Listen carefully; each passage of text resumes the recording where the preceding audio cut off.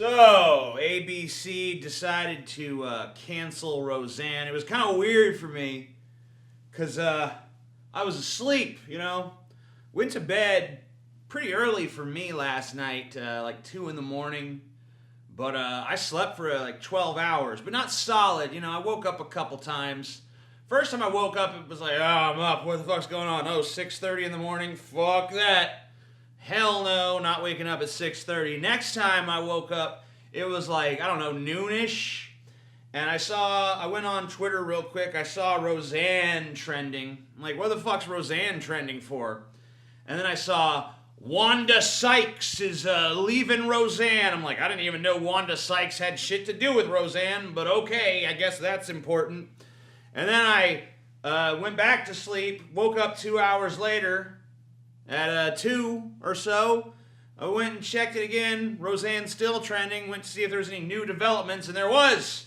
Roseanne canceled. I'm like, holy shit. What happened? So I dug into it, and here's what happened. There's really weird, because it's like there was this person called SGT Report. They posted a new post, WikiLeaks, Julian Assange drops bombshell. Obama's CIA also spied on French presidential candidates, has been published on SGT Report. And then someone named Michelle Park said, Obama's secrets are coming out more and more every week. This is getting very interesting. What a crooked man. He hid it well.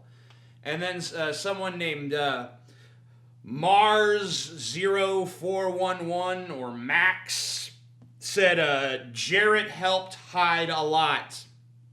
Jarrett is Valerie Jarrett, who was in the Obama administration. Honestly, I couldn't fucking tell you shit about her. I don't really know. I never knew who Valerie Jarrett was before today. Never heard of her. Maybe I saw her in passing. Maybe I read an article that mentioned her name, but I never really had a solid grasp. She wasn't really like super important to the Obama administration, or maybe she was, and I'm just an ignorant fuck. I mean, I know I'm an ignorant fuck, but whatever. Anyway, so Roseanne Barr says, Muslim Brotherhood and Planet of the Apes had a baby equals VJ, standing for Valerie Jarrett. And Valerie Jarrett happens to be black, sort of. I mean, honestly, in a lot of the pictures of her, I could have mistaken her for a white chick, but she's black, and and because Planet of the Apes was in there, that was like, oh shit, you're fucked. You're fucked. There's like 3 things that if you have a sitcom on ABC, you can't do. You can't say the N-word. You can't come out in blackface and do a fucking, some soft shoe. I can't dance, but you know what I'm saying. And you can't compare black people to monkeys. And I love how no one cared about the Muslim Brotherhood thing, I mean, the Muslim Brotherhood is worse than an ape, If someone said, you're like a Muslim Brotherhood ape, I'd be like, what? You're saying I'm in the Muslim Brotherhood? Fuck you.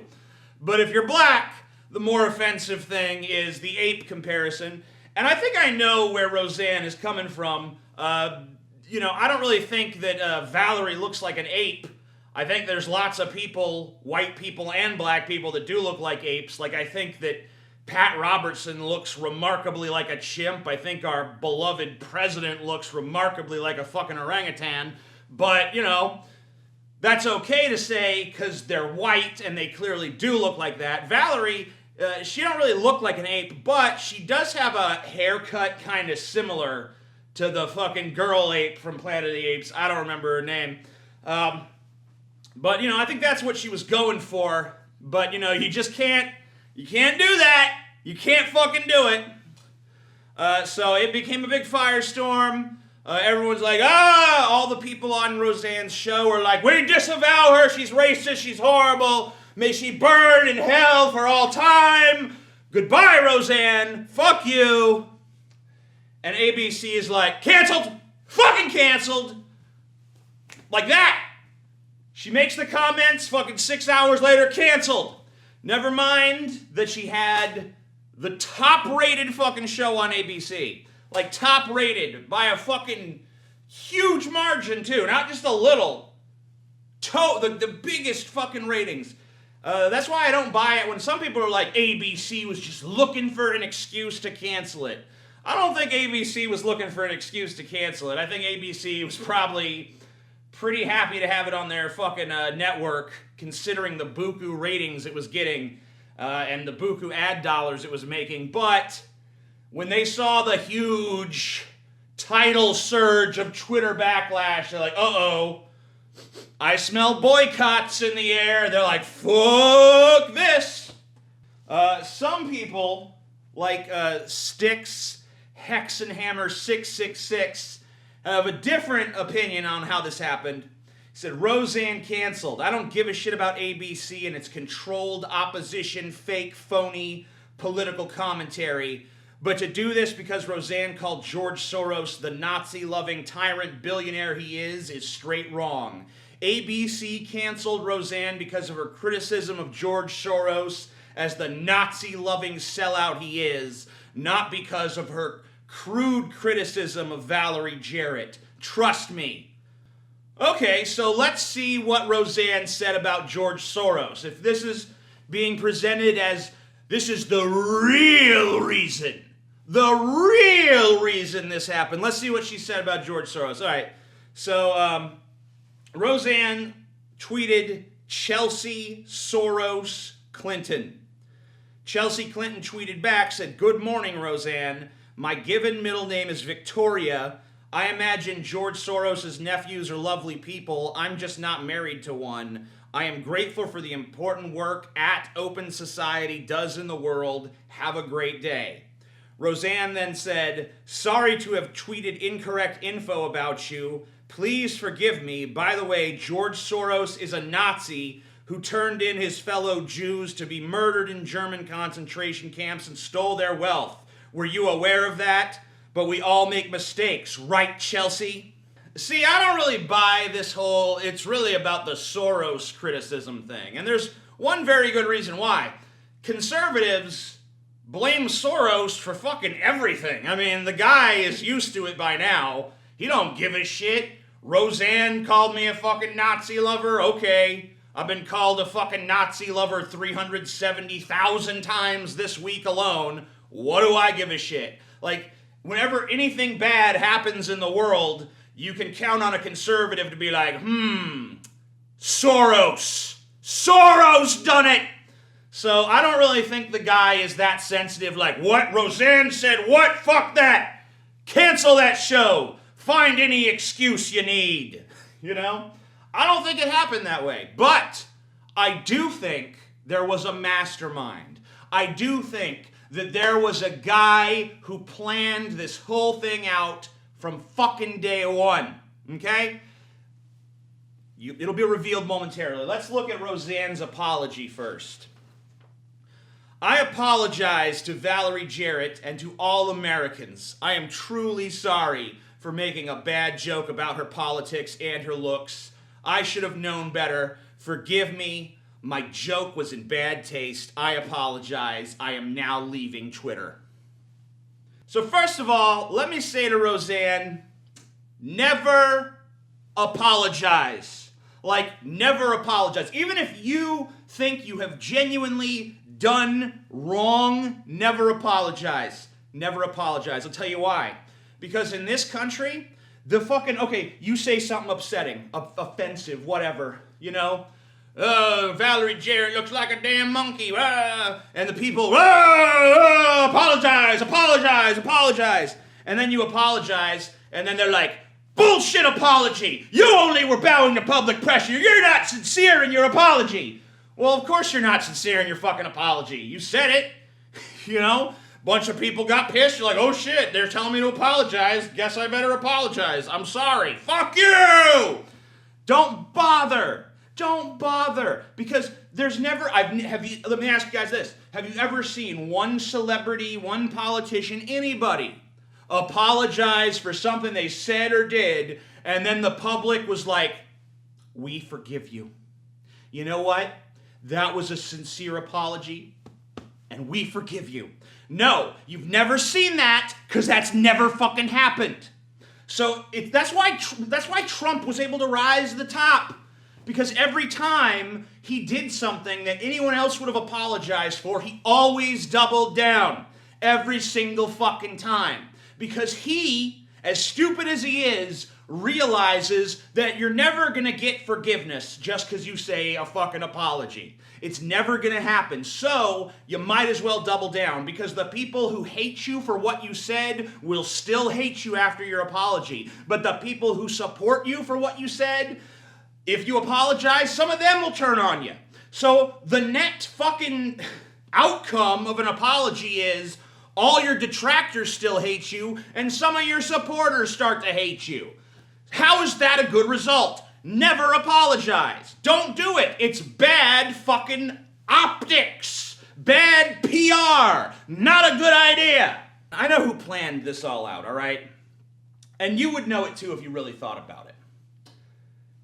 I just gotta reveal him. It's Tim Allen. It was Tim fucking Allen the whole time. Think about this.